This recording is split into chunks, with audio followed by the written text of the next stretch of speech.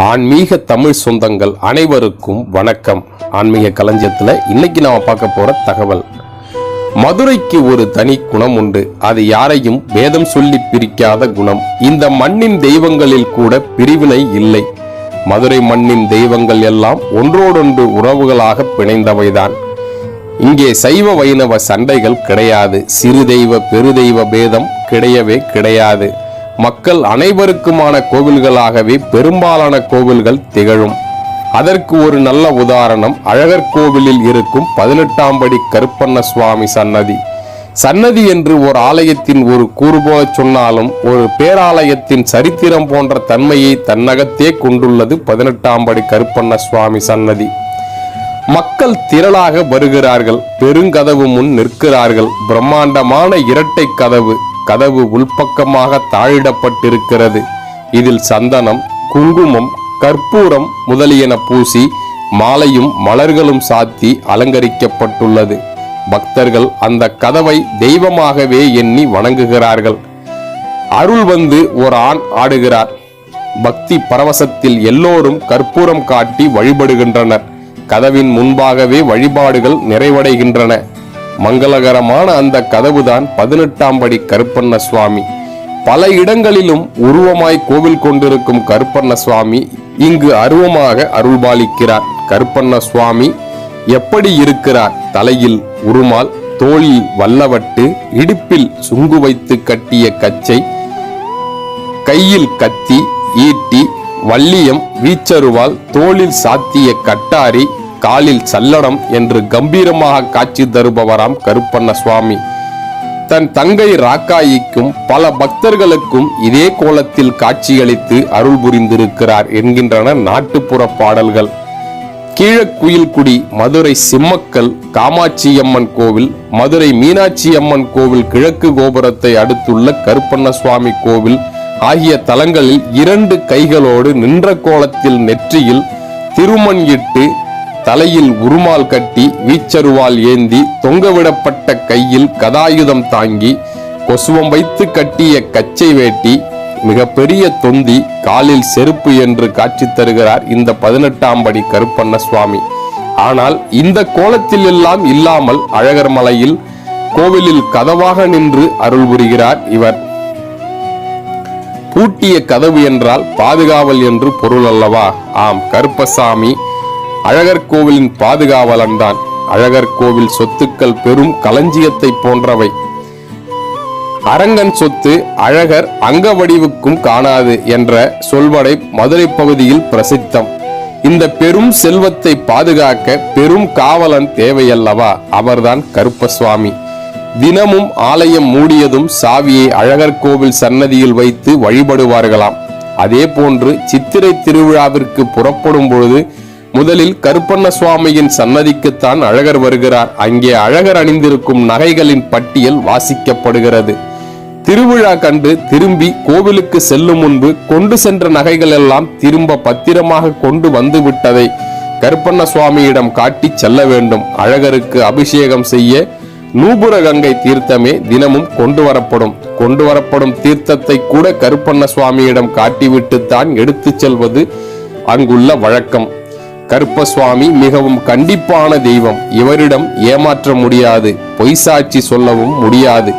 சுற்றி இருக்கும் கிராமங்களில் தீர்க்க முடியாத வழக்குகளை கருப்பன் முன்பாக சாட்சி சொல்லி தீர்த்து வைப்பதுண்டு.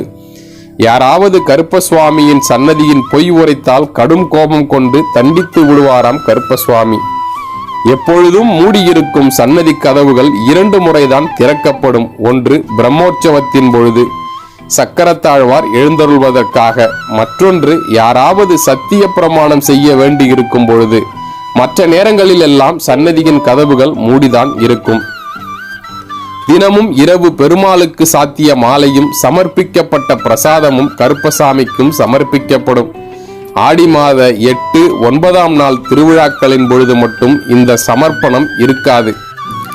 காரணம், அந்த நாட்களில் பக்தர்கள் கருப்பசுவாமியின் சன்னதியிலேயே பலியிட்டு படையல் போடுவார்களாம். ஆடி அமாவாசை அன்று கருப்பசுவாமிக்கு இங்கு விசேஷ பூஜைகள் நடைபெறுகின்றன. ஏராளமான பக்தர்கள் அங்கே கலந்து கொண்டு சேவிப்பார்கள் கருப்பண்ண சுவாமியை. கருப்பண்ண சுவாமி இங்கு குடியேறிய கதை மிகவும் சுவாரஸ்யமான ஒன்று. கள்ளழகரின் அழகு உலக பிரசித்தி பெற்றது. அதனால் அவரின் அழகை களவாடி செல்ல மாந்திரிகர்கள் முடிவு சென்றனர். அழகை சக்தி என்றும் சொல்லலாம். மந்திர மை ஒன்றை இட்டுக்கொண்டு அந்த மாந்திரிகர்கள் ஆலயத்திற்குள் நுழைவார்களாம். அந்த மை இவர்களை மற்றவர்கள் காணாது மாயமாக்கும். இரவு ஆலய நடை சாத்திய பிறகு அழகரின் சக்தியை கொஞ்சம் கொஞ்சமாக ஒரு குடத்திற்குள் நிரப்பும் முயற்சியை செய்து வந்தார்கள் மாயாவிகள். இதை பெருமாள் அர்ச்சகர் ஒருவரின் கனவில் சென்று சொல்லிவிட்டார். மறுநாள் அர்ச்சகர் இந்த விஷயத்தை ஊர் மக்களிடம் சொல்லி அவர்களை அழைத்து கொண்டு கோவிலுக்குள் வந்தார். சூடான தலிகையை ஆவி பறக்க கொண்டு வந்து சுவாமி சன்னதியில் வைத்தாராம். பின்பு உடனே வெளியே வந்து கதவை வெளிப்புறமாக அடைத்து விட்டாராம். அந்த ஆவியின் சூட்டில் மறைந்திருந்த மாயாவிகள் கண்களில் இருந்த மை கரையத் தொடங்கியதாம். மை கரைந்ததும் அவர்கள் உருவங்கள் வெளிப்பட்டன. மக்கள் அவர்களை சூழ்ந்து பிடித்து கொண்டார்கள். 18 பேரையும் அங்கேயே படிக்கு ஒருவரென பலி கொடுத்தனர். அவர்கள் மாந்திரிகத்திற்காக தங்களோடு அழைத்து வந்த தேவதை தான் கருப்பசுவாமி. தன்னை ஏதும் செய்துவிட வேண்டாம் என்றும் தான் அழகரின் அழகிற்கு அடிமை என்றும் சொல்லியதாம் அந்த தேவதை. இனி காலம் முழுவதும் அழகருக்கு பாதுகாவலனாக இருப்பேன் என்றும் வாக்கு கொடுத்தாராம் கருப்பசுவாமி. இன்று வரைக்கும் அந்த வாக்கை மெய்ப்பிக்கிறார் கருப்பண்ண சுவாமி என்கிறார்கள் பக்தர்கள். அழகர் மலையில் 18ஆம் படி கருப்பசுவாமி வழிபாடு குறித்து பழந்தமிழ் நூல்களில் எதுவும் காணப்படவில்லை. பெரும்பாலும் 17ஆம் நூற்றாண்டில் இந்த வழிபாடு தொடங்கி இருக்கலாம் என்கிறார்கள் ஆய்வாளர்கள். தமிழர் மானுடவியல் ஆய்வாளரான தோ. பரமசிவம் தன் ஆய்வு நூலில் கோபுர வாசலில் காணப்படும் கல்வெட்டுகளின் காலத்தால் பிந்தியது. கிபி 1608 பொறிக்கப்பட்ட சதாசிவராயர் கல்வெட்டாகும். அக்காலம் வரை இவ்வாசல் பயன்படுத்தப்பட்டு வந்திருக்கிறது. ஏனெனில் மக்கள் நடமாடும் இடங்களில் அவர்கள் பார்வையில் படும்படி கல்வெட்டுக்களை பொறிப்பதே வழக்கம். எனவே இந்நிகழ்ச்சி அந்த காலத்திற்கு பின் நடந்தவையாகவே இருக்க வேண்டும். கிபி 1709 தரப்பட்ட வெள்ளைத்தாதர் வீட்டு பட்டய நகல் ஓலையில் 18ஆம் படி வாசல் என்ற தொடர் காணப்படுவதால் இந்த நிகழ்ச்சி இதற்கு முந்தைய காலத்தில் நடந்திருக்க வேண்டும் என்கிறார்கள். அதாவது 1608 1709 மாந்திரிகர்கள் அல்லது கல்வர்கள் வந்து அழகரின் சக்தி அல்லது செல்வத்தை கொள்ளையிட்டு செல்ல முயன்றனர் என்றும் ஊர் மக்கள் பிடித்து அவர்களை பலியிட்டனர் என்பதாகவும் புரிந்து கொள்ள முடிகிறது என்கிறார்கள் ஆய்வாளர்கள். அழகர் மலை ஆன்மீக பூமி. அடிவாரத்தில் அழகர் கோவில், மலையின் நடுவே பழமுதிர்ச்சோலை, உச்சியில் ராக்காயி கோவில். சர்வ சமயங்களையும் பக்தி என்னும் நேர்கோட்டில் இணைக்கும் தலம். இதற்கு மகுடம் வைத்தார் போலவே அடிவாரத்தில் தொடக்க புள்ளியாக நிற்பவர் 18ஆம் படி கருப்பண்ண சுவாமி. இவரை பணிந்து கொண்டால் மனபயம் அகல்வதோடு சகல செல்வங்களும் சேரும் என்கிறார்கள் பக்தர்கள்.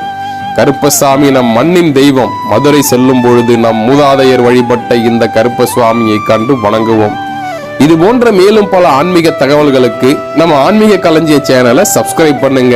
இந்த காணொலி உங்களுக்கு பிடிச்சிருந்தா லைக் பண்ணுங்க. ரொம்ப பிடிச்சிருந்தா உங்க நண்பர்கள் அனைவருக்கும் இதை ஷேர் பண்ணுங்க. உங்களோட மேலான கருத்துக்களை கீழே கமெண்ட்ல பதிவிடுங்க. அடுத்து ஒரு நல்ல வீடியோவில் உங்களை சந்திக்கிற வரைக்கும் உங்களிடமிருந்து விடைபெற்றுக் கொள்வோர் உங்கள் சுப்பிரமணிய சங்கர். நன்றி, வணக்கம்.